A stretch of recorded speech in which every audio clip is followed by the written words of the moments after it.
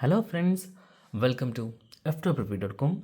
In this video we're learning how to find how much your EMI tenure, that means your EMI loan period. Okay, you can simply identify that EMI period from your Bajaj finserv application. Just open your Bajaj finserv application.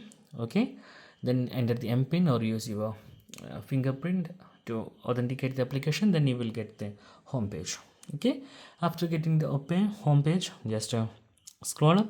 Then you can see option of your relations, and you can simply swipe from the right side to get your last 5 transactions like EMI, insurance, or EMI card, other details. Okay, and you can click view all to find out all of your EMIs like active, closed, cancelled, anything. So here is the example. There is my one EMI is Apple phone and amount is 90,000 rupees, and you can see other details. Go to view loan details.